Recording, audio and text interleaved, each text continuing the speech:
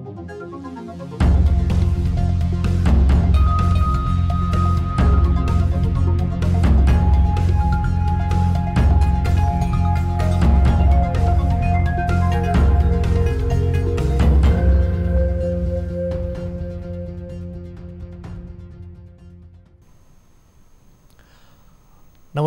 यो हो news 24 television prime time न्यूजमा स्वागत छ। गत चैत यता नेपालमा एकै दिन अहिलेसम्मकै उच्च कोरोना भाइरसका संक्रमित भेटिएका छन्। 14,739 जनामा गरिएको पीसीआर परीक्षणबाट 2,700 बढी संक्रमित थपिएका छन् भने उपत्यकामा मात्रै 1,600 बढी थपिएका छन्। यी दुवै तथ्याङ्क नेपालमा एकै दिन थपिएको सबैभन्दा धेरै तथ्याङ्क हो। उता मृत्यु हुनेको संख्या पनि उकालो लागेको छ। हिजो र आज मात्रै गरेर 22 जनाको मृत्यु भएको छ, अर्थात् 24 घण्टामा थप 11 जना संक्रमितको ज्यान गएको छ। यो भनिरहँदा संक्रमण मुक्त भई घर फर्कनेको संख्या 24 घण्टामा 3,000 बढी छ भने अहिलेसम्म 60,693 जना निको भएका छन्। तर सक्रिय संक्रमित अहिले पनि 21,000 बढी छ। 27,000 सक्रिय संक्रमित भए लकडाउन गर्न स्वास्थ्य मन्त्रालयको प्रस्तावले चाडबाडको मुखमा लकडाउन हुने त्रास फैलिएको छ। जोखिम कायम छ। सुरक्षा र स्वास्थ्य मापदण्डको पालना गर्न नभुलौं नछोडौं। अब प्राइम टाइम न्यूजका हेडलाइन्स। नेपालमा थपिए अहिलेसम्मकै उच्च कोरोना भाइरसका संक्रमित। देशभर 2722 थपिँदा उपत्यकामा मात्रै 1,600 बढी 11 को मृत्यु।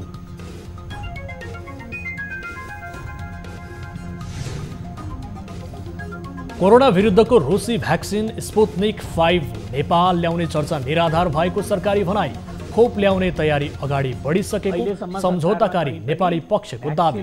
निस्केको छैन, फेज 3 ट्रायल भइरहेको छ भ्याक्सिनको।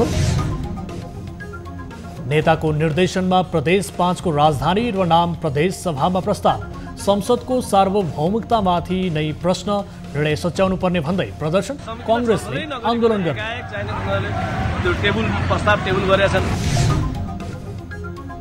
वामदेव गौतमलाई मन्त्री बन्नबाट रोक्ने आदेश माथिको बहस आज पनि सकिएन। अर्को सुनवाई बुधबार हुने।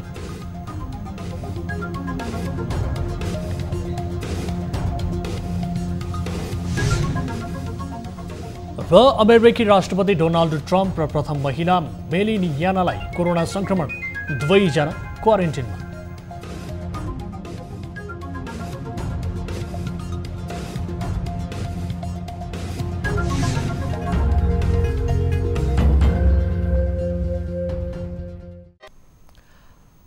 हामी निरन्तर न्यूजमा छौं। कोरोना भाइरसबाट नेपालमा मृत्यु हुनेको संख्या 520 पुगेको छ।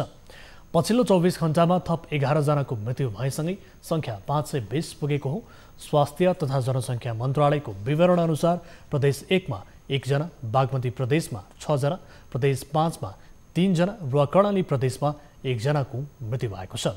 मृत्यु हुनेमा प्रदेश 1 को मोरङका 27 वर्षीय पुरुष, बागमती प्रदेशको ललितपुरका 32 र 70 वर्षीय पुरुष, भक्तपुरकी 61, 51 र 67 वर्षीय महिलाको मृत्यु भएको छ।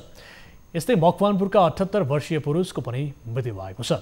यस्तै प्रदेश 5 को रूपन्देहीका 60 वर्षीय पुरुष, बाँकेका 52 र 59 वर्षीय पुरुषको पनि मृत्यु भएको छ।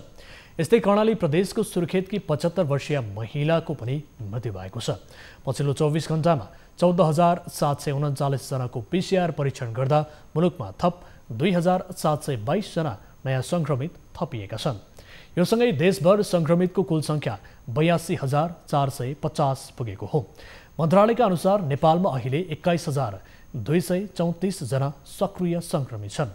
स्वास्थ्य तथा जनसङ्ख्या मन्त्रालयका अनुसार प्रदेश 1 को उदयपुरमा 2 जना, खोटाङमा 1, झापामा 23, ताप्लेजुङमा 1, तेह्रथुममा 2, मोरङमा 150, सङ्खुवासभामा 1 र सुनसरीमा 23 जनामा संक्रमण देखिएको छ। यस्तै प्रदेश 2 को धनुषामा 5 जना, पर्सामा 24, बारामा 14, महोत्तरीमा 6, रौतहटमा 4, सप्तरीमा 15, सर्लाहीमा 6 र सिराहामा 22 जनामा संक्रमण पुष्टि भएको छ। यता बागमती प्रदेशको काठमाडौँमा 1,280 जना,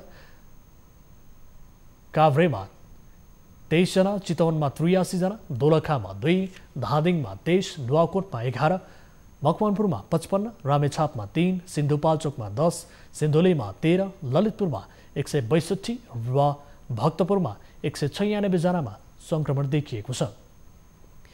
यस्तै गण्डकी प्रदेशको कास्कीमा 13 जना, गोरखामा 4, तनहुँमा 7, नवलपरासी पूर्वमा 16, पर्वतमा 1, लमजुङमा 14, बागलुङमा 12 र स्याङ्जामा 2 जनामा संक्रमण देखिएको छ।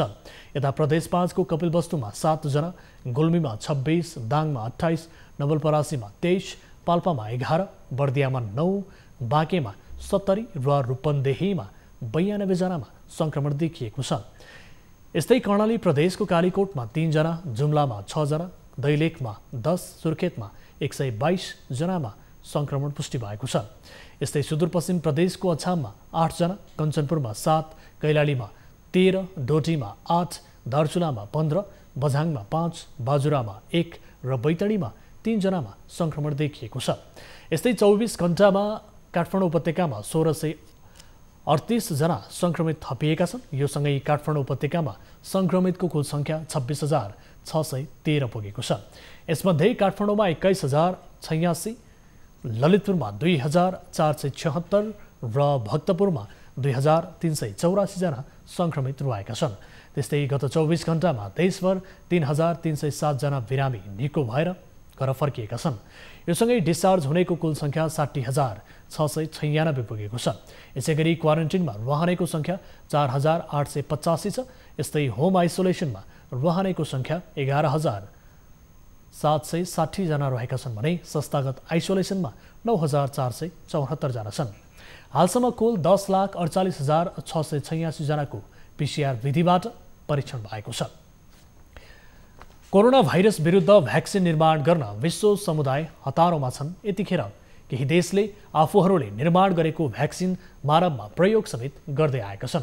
नेपालले पनि विभिन्न देशमा निर्मित भ्याक्सिन प्रयोगका लागि अनुमति दिएका समाचारहरू बाहिरिएका छन्। यही लहरमा रुसमा निर्मित स्पुतनिक 5 भाइरसको लाखौं डोज नेपाल ल्याउने सहमति भएको समाचार अहिले चर्चामा छ। तर यो चर्चा निराधार भएको सरकारले प्रश्न पारेको छ। एक रिपोर्ट। झन्डै 1 वर्ष हुन लागिसक्यो कोरोना संक्रमणले संसारलाई आक्रान्त पारेको। यसबीचमा बेलायत, चीन र रुसले भ्याक्सिन निकालेर अघि बढिसकेका छन्। तर भ्याक्सिनको प्रभावकारिता र औपचारिक मान्यता बिना 2 करोड 50 लाख डोज भ्याक्सिन रुसबाट नेपाल आउन लागेको खबरले उत्साहसँगै अन्योलता पनि थपेको छ। रुसले निर्माण गरेको स्पुतनिक 5 नामक भ्याक्सिन नेपाल पठाउन सम्झौता भएको खबर अन्तर्राष्ट्रिय सञ्चार माध्यम रोयटर्सले गत आइतबार सार्वजनिक गरेपछि नेपालमा एक खालको तरङ्ग नै मचियो। रसियन डाइरेक्ट इन्भेस्टमेन्ट फन्ड र नेपालको औषधि उत्पादक कम्पनी ट्रिनिटी फार्मास्युटिकल्स बीच 2.5 करोड डोज रुसी भ्याक्सिन स्पुतनिक 5 नेपाल ल्याउने सम्झौता भएको पनि रोयटर्सले उल्लेख गरेको छ। सम्झौताबारे अहिले पनि नेपालको सरकारी पक्ष बेखबर चाहिँ बनेको छ। त्यसमाथि विभिन्न देशले उत्पादन गरेको भ्याक्सिन ट्रायल फेजमा मात्र रहेको र अहिलेसम्म औपचारिक मान्यता नपाएको अवस्थामा स्पुतनिकले कुन प्रयोजनका लागि नेपालमा मान्यता पायो, यो प्रश्न पनि ज्वलन्त बनेको छ। अहिलेसम्म संसारमा कहीँ पनि भ्याक्सिन निस्केको छैन। फेज 3 ट्रायल भइरहेको छ भ्याक्सिनको। भ्याक्सिन बनिसकेपछि नेपाल सरकारकै पहल कदमीमा नेपालमा भ्याक्सिन उपलब्ध गराउँछ र कुनै प्राइभेट कम्पनीले बाहिर सम्झौता गरेको भन्ने चाहिँ हल्लाहरू पनि आएका छन्।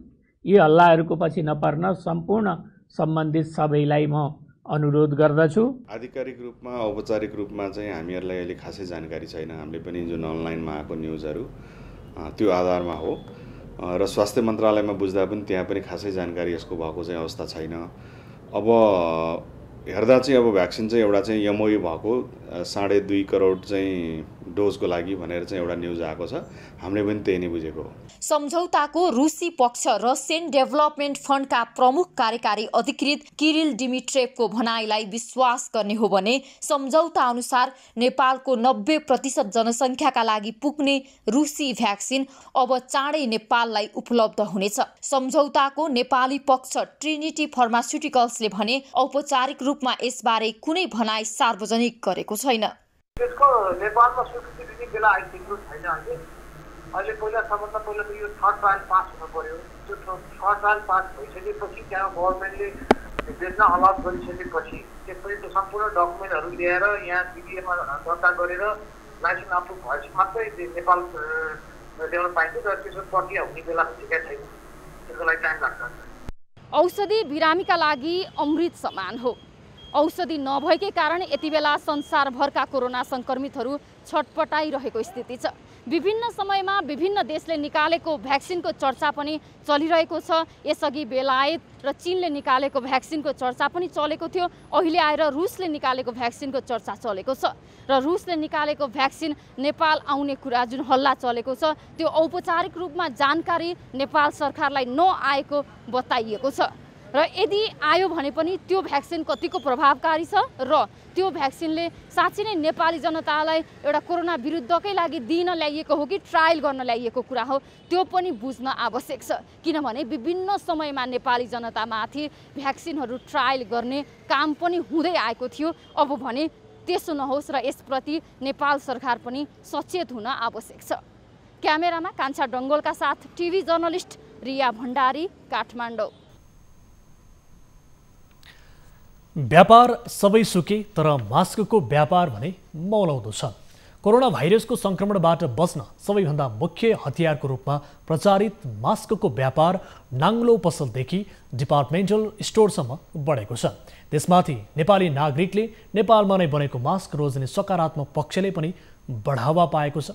एक रिपोर्ट। नेपालमा अहिले दैनिक सरदर करोडको सङ्ख्यामा मास्कको व्यापार हुने गरेको छ। एक समय प्रदूषणबाट बच्ने हतियारको रूपमा लिइने मास्क अहिले भने सबैका लागि अनिवार्य बनेको छ। कोरोना भाइरसको जोखिम न्यूनीकरणका लागि नेपालमा लकडाउन सुरु हुँदा मास्कको अभावले बजारमा 5 रुपैयाँ पर्ने मास्कलाई नेपाली नागरिकले 50 देखि 100 सम्म र N95 को 500 सम्म तिरेर पहिरिए। तर अहिले अवस्था फेरिएको छ। अब कति नहुने नि 10 रुपैयाँमा बेच्ने, अब 15 दिन भइसक्यो एक पाइट अझै छ हैन। कति हुने त्यो हुन्छ नि, हुनु त बिगत दिन हुन्थ्यो होला नि। 10 रुपियाँले बेच्दा अब 250ले पनि हैन कति हुन्छ भनेदेखि एउटा पकेटमा जो 100 रुपियाँ जति हुन्छ, 100 रुपियाँ जति हुन्छ। कुनै समय काठमाडौँमा मास्क पहिरिनु सरकारले ल्याएको धुवाँ धुलो मुक्त काठमाडौँ अभियानको विरोधमा समेत दरियो। तर उपत्यकामा बढ्दो प्रदूषणका कारण काठमाडौँ उपत्यकावासीले मास्कसँगको सम्झौता मुहारसँग कहिले पनि त्यागेनन्। त्यसैले पनि काठमाडौँ उपत्यकावासी धेरैका लागि मास्कको प्रयोग सहज भयो। यता अहिले मास्कको प्रयोग गर्नेहरूले पनि नेपाली मास्कलाई पहिलो प्राथमिकतामा राखेको विक्रेताहरूको अनुभव छ। मास्क त अहिले यो पेपर मास्कै बेसी डिमान्ड बेसी छ। अहिले तपाईँको अहिले यो N95 मास्क चाहिँ अब मान्छेलाई अलिक सास फेर्न गाह्रो हुन्छ भनेर त्यसको डिमान्ड चाहिँ अलिक कमै छ। नत्र मास्क चाहिँ यो पेपर मास्क चाहिँ बेसी डिमान्ड छ। चाइनिज मास्कहरू त अहिले त्यति मार्केट पनि भएको हुनाले आएको छैन, खास छैन। अनि नेपालमै बनेको त्यही पेपर मास्कहरू नै बिकिरहेको छ कि अहिले। कोरोना भाइरस सङ्क्रमणको जोखिम बढेपछि चालु आर्थिक वर्षको पहिलो 2 महिना अर्थात् साउन र भदौमा मात्र नेपालमा 14 करोड 52 लाख 14 हजारको मास्क आयात भएको थियो। तर यही अवधिमा नेपालबाट 1 करोड 90 लाख 14 हजार मास्क निर्यात पनि भएको भन्सार विभागले जनाएको छ। कोरोनाले ठुलो क्षेत्रको व्यापार व्यवसाय चौपट बनाए पनि मास्कको व्यापार भने फस्टाएको छ। कोरोनाबाट बच्न मास्क अनिवार्य भएपछि आम मानिसहरूको मुख मास्कले छोपिएका छन्। कोरोनाको कहर नेपाल भित्रिँदा कतिपय नेपालीहरूले महँगो मूल्यमा मास्क किन्नु परेको थियो। तर अवस्था त्यो रहेन। अहिले नाङ्लो पसलदेखि डिपार्टमेन्टल स्टोरसम्म मास्क सहजै पाइन्छ। अर्को खुसीको पक्ष के छ भने अहिले नेपालबाट मास्क निर्यात पनि हुन थालेको छ। क्यामेरामा अशोक मानन्दरको साथमा प्रशान्त ठाकुर, काठमाडौँ।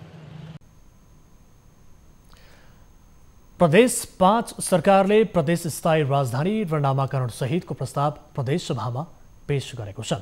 प्रदेश सरकारका आन्तरिक मामिला तथा कानुन मन्त्री कुलप्रसाद केसीले दाङको भालुवाङ प्रदेश राजधानी र नाम लुम्बिनी राख्ने सहितको प्रस्ताव प्रदेश सभामा पेश गराएका हुन्। यसअघि आज बसेको प्रदेश 5 को मन्त्री परिषदको बैठकले सो प्रस्ताव स्वीकृत गरेको थियो। दाङको भालुवाङको देउखुरी बजारलाई केन्द्रमा राखेर राप्ती, गडावा र अर्घाखाँचीको सिद्धगङ्गा गाउँपालिकालाई जोडेर प्रदेश राजधानी बनाउने निर्णय गरेको हो। राप्ती गाउँपालिका, गडावा गाउँपालिका तथा अर्घाखाँची जिल्लाको सिद्धगङ्गा नगरपालिकाले ओगटेको चर्चेको राप्ती नदी किनारको मैदानी भाग राप्ती उपत्यका देउखुरीलाई प्रदेशको स्थायी राजधानी तोकियोस् भन्ने प्रस्ताव प्रस्तुत गर्न चाहन्छु। दोस्रो, शान्तिका अग्रदूत गौतम बुद्धको जन्मस्थल लुम्बिनीको प्रस्तावलाई महत्त्वलाई हृदयङ्गम गर्दै साझा चिनारीको रूपमा प्रदेशको नाम लुम्बिनी प्रदेश नामाङ्करण गरियोस्। मन्त्री केसीले राजधानी र नामाकरणबारे प्रस्ताव पेश गरे लगत्तै प्रतिपक्ष दल कांग्रेसका सांसदहरूले उठेर विरोध गरेका थिए।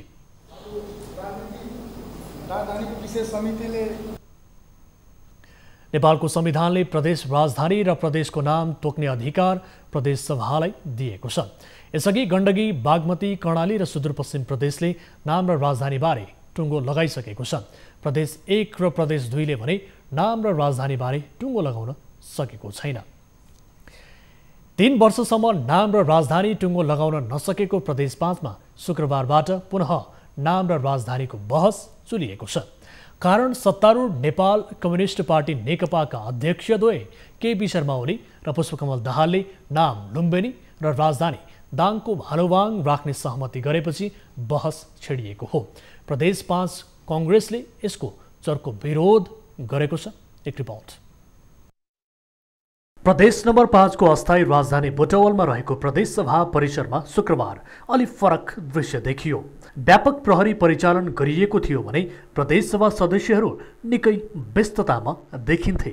नेकपा अध्यक्षद्वयको निर्देशनसँगै आन्तरिक मामिला तथा कानुन मन्त्री कुलबहादुर केसीले प्रदेश र राजधानीको नाम प्रस्ताव गरे। लामो समयपछि सुरु भएको सदनमा मुखमा मास्क लगाएर आएका सांसदहरूले मास्क खोल्दै टेबल ठटाउन थाले। यता प्रदेश सभामा प्रस्ताव पेश भएसँगै विपक्षी तथा प्रतिपक्षी दलका नेताहरूले विरोध गरेका छन्।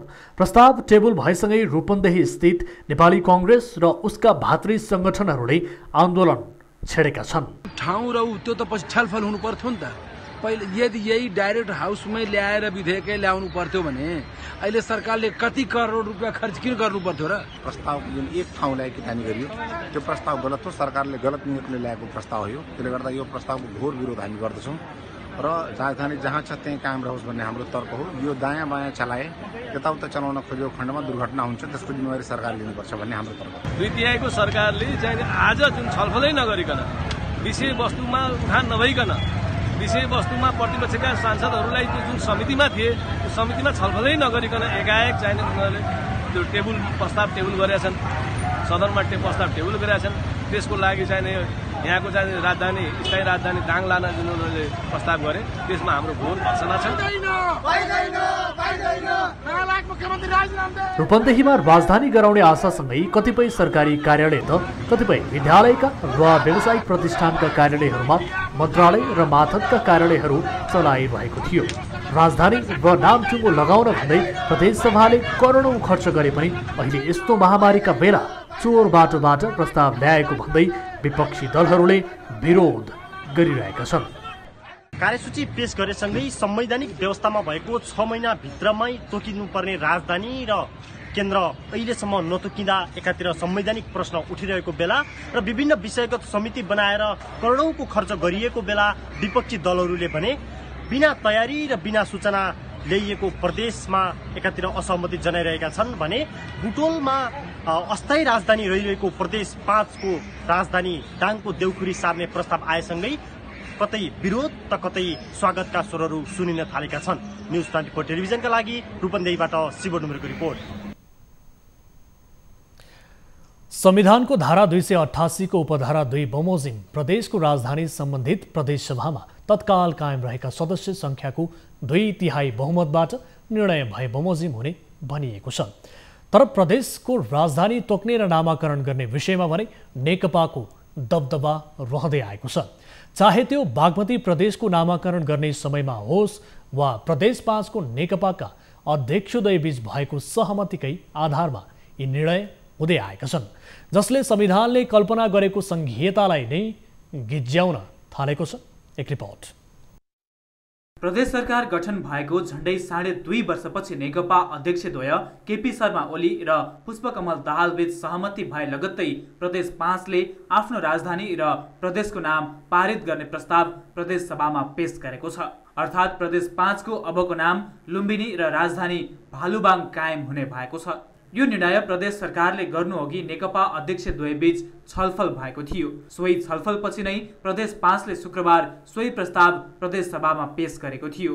अर्थात् संविधानले प्रदेश सरकारलाई दिएको अधिकार पनि एकलौटी हुने हुँदा संघीयता मुलुकमा आवश्यक छ र भन्ने प्रश्न उठेको छ। तर पार्टीको निर्णयबाटै प्रदेशको नामाकरण भएको प्रदेश 5 पहिलो होइन। यसअघि बागमती प्रदेशको नाम र राजधानी तोक्ने विषयमा समेत नेकपा अध्यक्षद्वय बीच सहमति भएको थियो। त्यसपछि नेकपाको सचिवालयले उक्त सहमतिलाई अन्तिम रूप दिएको थियो। प्रदेश नामाकरण र राजधानी तोक्ने प्रक्रिया। प्रदेश नामाकरण र राजधानी तोक्नका लागि सुरुमा प्रदेश सभाले एउटा समिति गठन गर्छ। सो समितिले नाम र राजधानीका सम्बन्धमा जनताबाट विभिन्न प्रस्तावहरू लिनुपर्ने हुन्छ। प्रस्तावित नाम र स्थानबाट केहीलाई छानेर समितिले प्रदेश सभालाई प्रतिवेदन बुझाउँछ। सोही प्रस्तावमा सुरुमा सहमति नभए मतदान प्रक्रियाबाट राजधानी तोक्ने र प्रदेश नामाकरण गर्ने गरिन्छ। तर प्रक्रियाको धज्जी उडाउँदै दलको प्रस्तावमा प्रदेश 5 ले प्रदेश सभामा बहुमतको फाइदा उठाउँदै यो प्रस्ताव लगेको छ। नेकपाकै बहुमत भएकाले उक्त प्रस्ताव बहुमतले पारित हुनेमा दुई मत छैन। तर प्रदेश 5 सरकारको निर्णयमा नेकपाका शीर्ष नेता नै हावी हुनुले संसदको सार्वभौमता कहाँ हरायो भन्ने प्रश्न उब्जिएको छ। यदि पार्टीगत रूपमा नै निर्णय गर्ने हो भने संघीयता किन र केका लागि आवश्यक हो, अब नेतृत्वले उत्तर दिन आवश्यक छ। नेपाल कम्युनिस्ट पार्टी नेकपाले सचिवालय बैठक बोलाएको छ। आज अध्यक्षद्वय केपी शर्मा ओली र पुष्पकमल दाहाल बीच बालुवाटारमा भएको छलफलपछि भोलि अपराह्न 4 बजेका लागि सचिवालय बैठक बोलाइएको हो। अध्यक्ष एवं प्रधानमन्त्री समेत रहनुभएका ओलीले बिना कुनै छलफल राजदूत नियुक्तिमा एकलौटी निर्णयले पार्टीभित्र पुनः विवाद सृजना हुने अवस्था आएको बेलामा बैठक बोलाइएको हो। प्रधानमन्त्रीले हिजो अमेरिकाका लागि राजदूतमा आफ्नो आर्थिक सल्लाहकार तथा पूर्व अर्थमन्त्री युवराज खतिवड़ालाई सिफारिस गरेका थिए। त्यस्तै बिहिबारको मन्त्री परिषद बैठकले मुख्य सचिवबाट लोकदर्शन रेग्मीको राजीनामा स्वीकार गर्दै उनलाई बेलायतको राजदूतमा सिफारिस गर्ने निर्णय लिएको थियो। निर्मल विश्वकर्मालाई भने दक्षिण अफ्रिकाको राजदूतमा सिफारिस गरिएको छ। यसरी एकतर्फी रूपमा राजदूत सिफारिस गरेको र एउटै व्यक्तिले पटक पटक राजनैतिक नियुक्ति पाइरहेको भन्दै नेकपाका सचिवालय सदस्य एवं वरिष्ठ नेता झलनाथ खनालले असन्तुष्टि जनाएका थिए। यसअघि लामो समयदेखिको विवाद समाधान गर्न गठित कार्यदलले राजनैतिक नियुक्ति अघि ओलीले पार्टीभित्र छलफल गर्नुपर्ने निष्कर्ष निकालेको थियो। यस्तै अध्यक्षद्वय यस विषयमा भने सहमत भएका थिए। तर उक्त सहमति तोडिएको नेपाल पक्षका नेताको आरोप रहेको छ। नेकपा उपाध्यक्ष वामदेव गौतम विरुद्ध परेको मुद्दाको सुनवाई फेरि हेर्दैमा सारिएको छ। आज प्रधान न्यायाधीश चोलेन्द्र शमशेर जवराको नेतृत्वमा गठित संवैधानिक इजलासमा गौतम विरुद्धको मुद्दामाथि भएको सुनवाई बुधबार हुने गरी हेर्दैमा राखिएको हो। आजको सुनवाईमा गौतमका तर्फबाट कानुन व्यवसायीले बहस गरेका थिए। यसअघि गत बुधबार रिट निवेदकले बहस गरेका थिए। सोही दिन सरकारका तर्फबाट महान्यायाधिवक्ता सहितले बहस गरेका थिए। सर्वोच्चले यो मुद्दालाई हेर्दैमा राखेको थियो। उपाध्यक्ष गौतम विरुद्ध वरिष्ठ अधिवक्ता दिनेश त्रिपाठी र अधिवक्ता बद्रीराज भट्टले उक्त मनोनयन बदर गर्न माग गर्दै सर्वोच्चमा रिट दायर गरेका थिए। त्यसमा सुनवाई गर्दै सर्वोच्चले असोज 7 गते गौतमको मनोनयन यथास्थितिमा राख्न र थप संवैधानिक जिम्मेवारी नदिन आदेश दिएको थियो। सोही दिन प्रधान न्यायाधीश जवराको नेतृत्वमा न्यायाधीश देवकुमार कार्की, हरिकृष्ण कार्की, विश्वम्भर प्रसाद श्रेष्ठ र ईश्वर प्रसाद खतिवड़ाको पूर्ण इजलास गठन गरिएको थियो। न्युजहरू अझै बाँकी छन्, अहिलेलाई ब्रेक।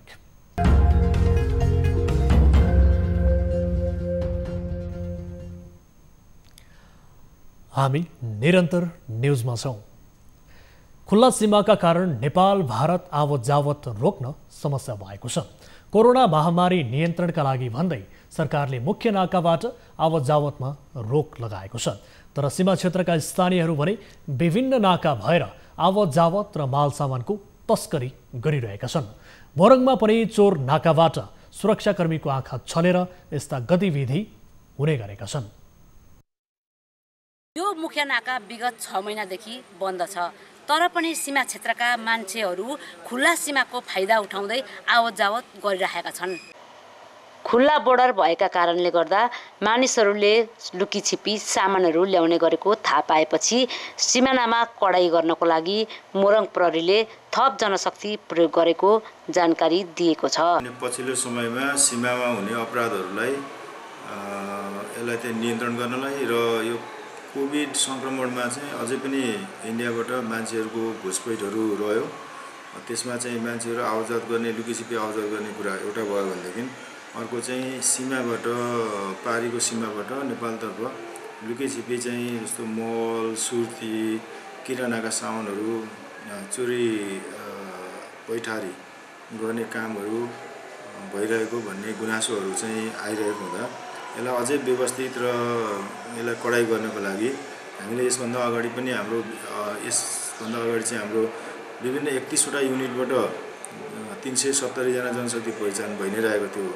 तर त्यसमा पनि अझै यसलाई कडाई गर्नको लागि हामीसँग यसलाई व्यवस्थित गर्नको लागि थप जनशक्ति प्राप्त भएको छ प्रदेश प्रहरी कार्यालयबाट, जो चाहिँ झन्डै 100 को सङ्ख्यामा छ। र आजबाट हामी त्यो थप जनशक्तिलाई पनि सीमामा रहेका युनिटहरूमा हामी बाँडेर चाहिँ थप मद्दत पठाउँदैछौँ। सीमा क्षेत्रमा बस्ने स्थानीयहरूले पनि नजिकैको बजार जोगमुनी भएको कारणले र जोगमुनीतर्फ सस्तो सामान पाइने भएकाले गर्दा प्रहरीको आँखा छलेर खुल्ला सीमाबाट सामानहरू ओसार पसार गरिरहेको बताएका छन्। पारी जान्छु जोगमुनीतिर, तरकारीहरू यस्तो सब्जीहरू होइन, हामीहरू घर नै छ गोरु छेउमा। अनि के गर्नु, नेपालमा धेरै महँगो पाउँछ। अनि तर प्रहरीहरू टाइट गर्छ, तर पनि सोधेर अनि तरकारीहरूको लागि 8 दिन में 6 महीना का जाए जे काम लगे 8 दिन तो 6 महीना में तो जेबे ना पड़े सब्जी जतवा सब करीबन कुछो न छ एक आदमी का 5 बजे से छूट रहे 12 बजे तक। यो खुला सीमाको फाइदा उठाउँदै यहाँ आवत जावत नरोकिएपछि मोरङ प्रहरीले थप जनशक्ति परिचालन गरेको छ। न्युज 24 टेलिभिजनका लागि तारा आचार्य, विराटनगर। सरकारले 7% आर्थिक वृद्धिको लक्ष्य सहित चालू आर्थिक वर्षमा राजस्वबाट 8 खर्ब 89 अर्ब आर्थिक सङ्कलन गर्ने लक्ष्य राखेको छ। तर मुलुकका 28वटा मुख्य भन्सार नाकाहरूमा लक्ष्यअनुसार राजस्व सङ्कलन नहुने देखिएको छ। रूपन्देहीको बेलहिया नाकामा चालू आर्थिक वर्षको 3 महिनामा लक्ष्यभन्दा निकै कम राजस्व सङ्कलन हुने भएको छ। कोरोना सङ्क्रमणको कारण आयात र निर्यात प्रभावित हुँदा अपेक्षा अनुसारको राजस्व सङ्कलन नहुने भएको हो।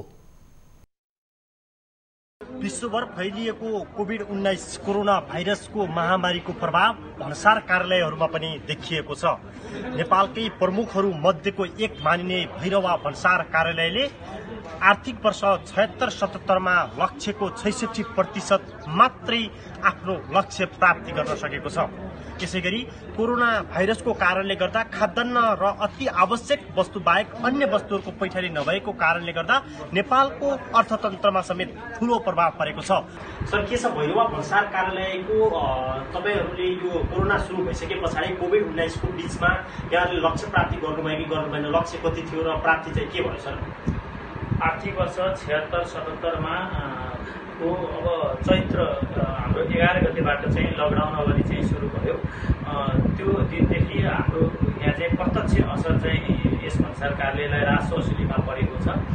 त्यतिखेर अनिवार्य खाद्यान्न लगायतका सामानहरू मात्रै पैठारी गर्ने चाहिँ त्यतिखेर चाहिँ व्यापारीहरूले गर्नुभयो। अब उद्योगका सामानहरू जुन मात्रामा पैठारी हुनुपर्ने त्यो चाहिँ भएन। आर्थिक वर्ष 76-77 मा हामीहरूको चाहिँ लक्ष्य 1 खर्ब 6 अर्ब 89 करोड थियो। कोभिडको प्रभावका कारणले गर्दा 70 अर्ब 29 करोड 3 लाख रुपियाँ चाहिँ मात्र करिब 66.31% मात्र राजस्व वसुली भएको छ। कोरोना भाइरसको कारणले गर्दा आफ्नो लक्ष्यको झन्डै 38% प्राप्ति गर्न नसकेको भैरवा भन्सार कार्यालयले आर्थिक वर्ष 77-78 भने 98 अर्ब 45 करोड 42 लाख आम्दानी गर्ने लक्ष्य राखेको छ। हालसम्म 78 दिनभित्रमा 17 अरब 16 करोड 84 लाखको आम्दानी गरिसकेको छ भने 77-78 भित्रमा भने आफ्नो लक्ष्य प्राप्ति गर्ने तयारीसहित भैरवा भन्सार कार्यालय अगाडि बढिरहेको छ। न्युज 24 टेलिभिजनका लागि रूपन्देहीबाट शिव ढुङ्ग्रेको रिपोर्ट। पूर्व राष्ट्रपति डाक्टर रामवरण यादवले आमरण अनसनमा रहनुभएका डाक्टर गोविन्द केसीलाई भेट्नु भएको छ। विश्व अहिंसा दिवसको अवसर पारी त्रिवी शिक्षण अस्पताल पुगेर डाक्टर केसीलाई भेट्नुभएका यादवले चाँडोभन्दा चाँडो माग सम्बोधन गर्न सरकारलाई आग्रह गर्नुभयो। उहाँले जति अहिले समाधान गर्न सकिन्छ समाधान गर्दै जानुपर्नेमा जोड दिनुभयो। साथै उहाँले आफ्नो स्वास्थ्य हेरेर अनसन तोड्न आग्रह समेत गर्नुभएको छ। डाक्टर केसी अनसन बसेको आज 19 दिन पुगेको छ। जुम्लामा रहनुभएका केसीले त्यहीबाट सत्याग्रह थाल्नु भएको थियो। उहाँ केही दिन अघि काठमाडौँ आएर त्रिवी शिक्षण अस्पताल महाराजगञ्जमा सत्याग्रहमा रहनु भएको छ। उहाँको स्वास्थ्य अवस्था जटिल बन्दै गए पनि सरकारले अहिलेसम्म वार्ताको कुनै पहल गरेको छैन। अब बिजनेस न्युज।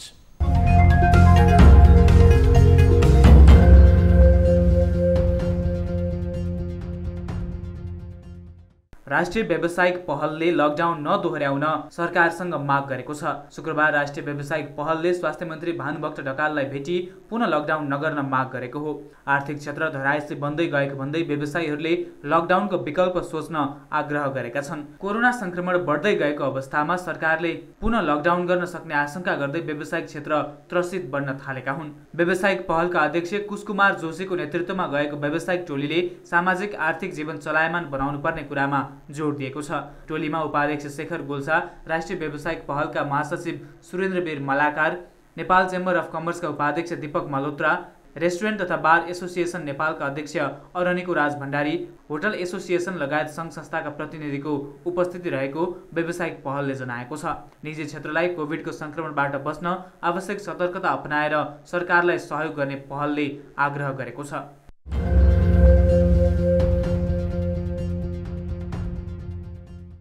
सरकारले विद्युतीय सवारी करका दर र अन्तरशुल्क घटाउने निर्णय गरेको छ। सरकारले प्रधानमन्त्रीका आर्थिक सल्लाहकार डाक्टर युवराज खतिवडालाई अमेरिकामा राजदूत सिफारिस गरे लगत्तै मन्त्री परिषदको बैठकले विद्युतीय कर लगायतका विभिन्न कर घटाउने निर्णय गरेको हो। मन्त्री परिषदको बैठकले सोही वस्तुमा भन्सार र अन्तरशुल्क घटाउने निर्णय गरेको बताइएको छ। करको दर र अन्तरशुल्क घटाउने सरकारको निर्णय स्वागत योग्य भएको व्यवसायीहरूले बताएका छन्। विद्युतीय सवारी साधनमा सरकारले चालु आर्थिक वर्षको बजेट मार्फत अन्तरशुल्क बढाउने निर्णय गरेको थियो। अन्तरशुल्क घटाउने निर्णय गरेपछि अटोमोबाइल्स व्यवसायीहरूले स्वागत गरेका हुन्। नाडा अटोमोबाइल्स डिलर्स एसोसिएसनले विद्युतीय सवारी साधनमा अन्तरशुल्क घटाउनु स्वागत योग्य भएको जनाएको छ। सवारी साधन खरिदमा न्यूनतम 50% डाउन पेमेन्ट गर्ने व्यवस्थालाई पनि सरकारले घटाइदिनुपर्ने व्यवसायीले माग गरेका छन्। आयातित वस्तुमा लिने अन्तशुल्क र करका दर घटाउँदा सरकारको राजस्व झनै बढ्ने व्यवसायीहरूले बताएका छन्। व्यवसायीहरूले आयातित वस्तुको अन्तरशुल्क घटाउनु सकारात्मक भए पनि भन्सार प्रक्रियामा सुधारको आवश्यकता रहेको बताएका छन्।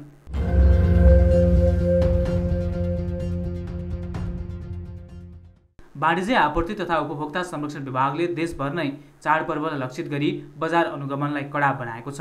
वाणिज्य आपूर्ति तथा उपभोक्ता संरक्षण विभागले औषधि, दुग्ध पदार्थ, मासुजन्य वस्तु, तरकारी, फलफूल, मेडिकल सर्जिकलका सामान, लत्ता कपडा, कस्मेटिक्स, तयारी पोसाक, खाद्यान्न, कपडाजन्य वस्तु, तेलजन्य उत्पादनमा अनुगमनलाई कडाई गरेको हो। विभागले बजारमा म्याद गुज्रिएका बिस्कुट, चकलेट र आयातित वस्तु समेत बरामद गरेको छ।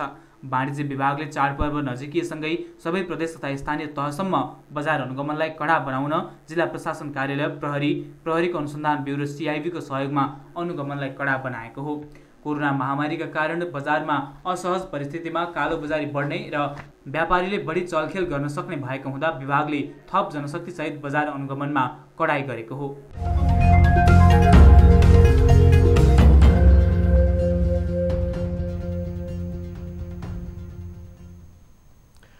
न्युजहरू अझै बाँकी छन्, अहिलेलाई ब्रेक।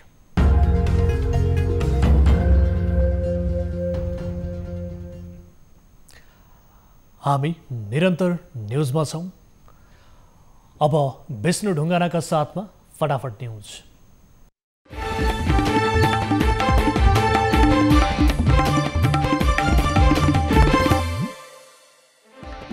नेपाल कम्युनिस्ट पार्टी नेकपाका उपाध्यक्ष वामदेव गौतमको मुद्दा फेरि हेर्दा हेर्दैमा गौतमसँग सम्बन्धित रिटमा सर्वोच्च अदालतमा अब बुधबार सुनवाई हुने। आमरण अनसन तोड्न सरकारले गरेको आग्रहलाई डाक्टर गोविन्द केसीद्वारा अस्वीकार, वार्ता टोली गठन नगरिकनै जनताको माग पूरा गर्नुपर्नेमा सत्याग्रह फिर्ता लिनुस् भन्नु दुर्भाग्यपूर्ण भएको अभिव्यक्ति। ढिलो चाँडो कक्षा 12 को परीक्षा हुने शिक्षा विज्ञान तथा प्रविधि मन्त्री गिरिराज मणि पोखरेलको भनाई। कक्षा 12 को परीक्षा विद्यालय शिक्षाको अन्तिम परीक्षा भएकोले पनि परीक्षा जसरी भए पनि गरिने। प्रदेश 5 को स्थायी राजधानी दाङको भालुवाङ बनाउने निर्णय। नेकपाको शीर्ष तहमा सहमति भए लगत्तै मन्त्री परिषदले दाङको भालुवाङ बजारलाई केन्द्रमा राखेर प्रदेश राजधानी बनाउने निर्णय लिएको जानकारी। नेपालमा थपिए अहिलेसम्मकै उच्च संक्रमित, एकै दिन 2722 जनामा कोरोना संक्रमण पुष्टि। कोरोना संक्रमितको कुल संख्या 82,450 पुग्यो। पछिल्लो 24 घण्टामा 11 जनाको कोरोनाका कारण मृत्यु, एकै दिन 3,307 जनाद्वारा स्वास्थ्य लाभ। सक्रिय संक्रमित संख्या 21,234 पुग्यो। पछिल्लो 24 घण्टामा काठमाडौँ उपत्यकामा थप 1,638 जनामा कोरोना संक्रमण। काठमाडौँमा 1,280, ललितपुरमा 162 र भक्तपुरमा 196 जना नयाँ संक्रमित थपिए। पाटन अस्पतालका 30 जना कर्मचारीद्वारा राजीनामा। अस्पतालमा कर्मचारीमा बढ्दो संक्रमण, समाजबाट हुने दुर्व्यवहार र घर परिवारले जागिर छोड्न दिने दबाव स्वास्थ्य कर्मीहरूको राजीनामाको प्रमुख कारण। आगामी कार्तिक 1 बाट भारतका लागि हवाई उडान सुरु गर्न संस्कृति, पर्यटन तथा नागरिक उड्डयन मन्त्रालयको प्रस्ताव अनुसार नेपाल आउन चाहने यात्रुसँग बढीमा 72 घण्टा अगाडिसम्मको PCR परीक्षण नेगेटिभ भएको प्रमाण अनिवार्य हुनुपर्ने। चिकित्सा, शिक्षा र स्वास्थ्य क्षेत्रमा सुधारको माग राखेर अनसनरत डाक्टर गोविन्द केसीको समर्थनमा वीरगञ्जमा धरना र प्रदर्शन। सरकारले तत्काल वार्ता मार्फत जायज मागको सुनवाई गरेर स्वास्थ्य क्षेत्रमा देखिएको व्यथितिको निराकरण गर्नुपर्ने माग। नेपालमा कम्तीमा 500 मेगावाट क्षमताको विद्युत उत्पादन गरी खपत समेत आफै गर्ने एक अस्ट्रेलियन कम्पनीको प्रस्ताव। ठूलो लगानी ल्याउन खोजेकोमा स्वागत गर्दै नेपाल सरकारका तर्फबाट सहजीकरण गरिने मन्त्री पुनको भनाई। नेपाल एयरलाइन्सका वरिष्ठ पाइलट विजय लामा 18 दिन लामो अस्पताल बसाएपछि घर फर्किए। धेरै मानिसले कोरोनालाई सामान्य रोग र कमजोर भइसकेको संज्ञा दिइरहँदा यो एक गम्भीर रोग भएको क्याप्टेन लामाको भनाई। PCR परीक्षण निःशुल्क गर्न सर्वोच्च अदालतको परमादेश जारी। आधारभूत स्वास्थ्य सेवा नागरिकलाई संविधानले प्रदान गरेको मौलिक हकभित्र पर्ने भन्दै सर्वोच्चबाट परमादेशको माग गर्दै परेको रिट निवेदनमा सर्वोच्चद्वारा परमादेश जारी। उपत्यका बाहिरका कोरोना संक्रमित चिकित्सक र स्वास्थ्यकर्मीको शीघ्र उपचारका लागि हेलिकप्टरको व्यवस्था गर्न नेपाल चिकित्सक सङ्घको माग। चिकित्सक स्वयं संक्रमित भए मृत्यु भएमा 1 करोड रुपैयाँसम्म बिमा भुक्तानीको सुनिश्चित गर्न सरकारलाई आग्रह। राष्ट्रिय जनमोर्चाको चौथो राष्ट्रिय सम्मेलन आउँदो चैतमा हुने। केन्द्रीय समितिको अनलाइन बैठकले हरेक 5 वर्षमा सम्मेलन गर्नुपर्ने व्यवस्था अनुसार पार्टीको संगठनात्मक संरचना बनाउन सम्मेलन गर्ने निर्णय। बदाङ मास्टा गाउँपालिका 2 की 12 वर्षीय सम्झना विश्वकर्माको बलात्कारपछि त्रिशूलले रोपेर हत्या गरेको पक्राउ परेका राजेन्द्र बोहराद्वारा स्वीकार। बालिकामाथि बलात्कार भएको घटना बाहिर आउने डरले हत्या गरिएको प्रहरीको भनाई। बलात्कार र यौन दुर्व्यवहार गरेको आरोपमा कैलाली स्थित श्रीलङ्का पोस्टका 2 सशस्त्र प्रहरी पक्राउ। जवान जीवन दर्लामी र अर्जुन सुनारमाथि 19 वर्षीय किशोरीमाथि बलात्कार र उनकी 14 वर्षीय बहिनीलाई जबरजस्ती करणी उद्योग गरेको आरोप। भारततर्फ लैजाँदै गरेको आधा केजी सुनसहित कपिलवस्तुमा 2 जना पक्राउ पर्नेमा 34 वर्षीय पवन कुमार गुप्ता र उनकी बहिनी 15 वर्षीय महिमा गुप्ता।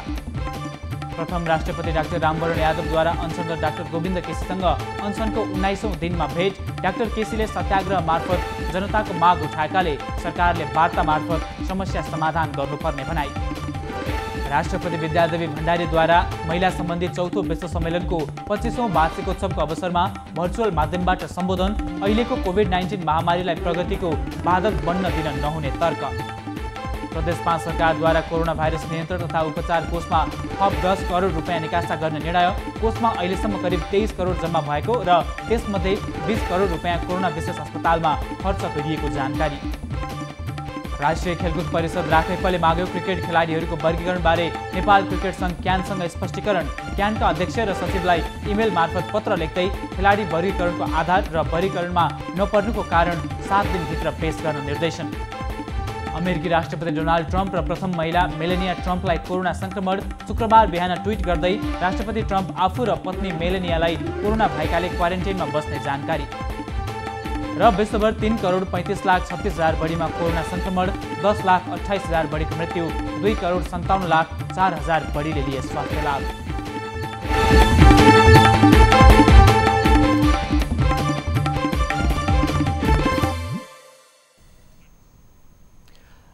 अब प्राइम टाइम न्यूज सक्नु अघि हेडलाइन्स पुनः एकपटक।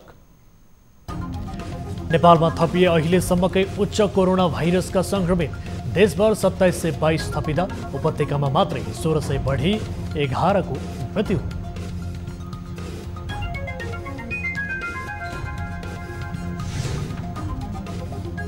कोरोना विरुद्धको रुसी भ्याक्सिन स्पुत्निक 5 नेपाल ल्याउने चर्चा निराधार भएको सरकारी भनाई। खोप ल्याउने तयारी अगाडि बढिसकेको सम्झौताकारी नेपाली पक्षको दावी। निस्केको छैन, फेज 3 ट्रायल भइरहेको छ भ्याक्सिनको। नेताको निर्देशनमा प्रदेश 5 को राजधानी र नाम प्रदेश सभामा प्रस्ताव। संसदको सार्वभौमिकतामाथि नै प्रश्न, निर्णय सच्याउनु पर्ने भन्दै प्रदर्शन। कांग्रेसले आन्दोलन गर्ने।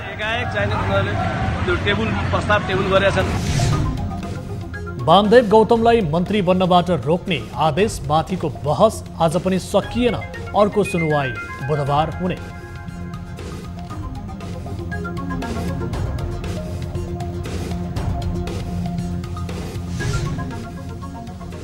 व अमेरिकी राष्ट्रपति डोनाल्ड ट्रम्प र प्रथम महिला मेलियानालाई कोरोना संक्रमण, दुवैजना क्वारेन्टिनमा।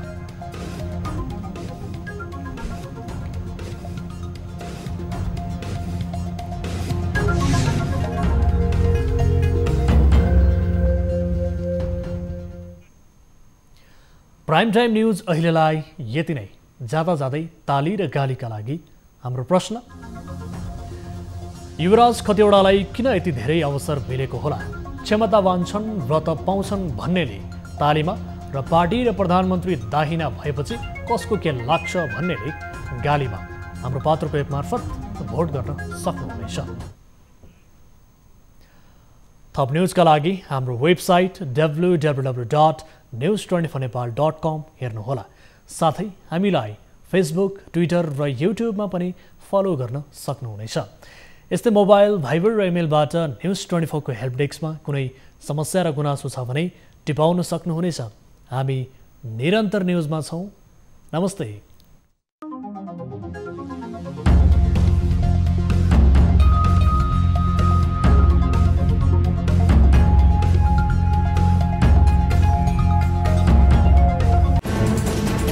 कोरोनाले सृजना गरेको सङ्कटमा पल पलका न्युज अपडेट र हर क्षेत्रको कभरेजका लागि न्युज 24 नेपाल युट्युब च्यानललाई सब्स्क्राइब गर्नुहोला।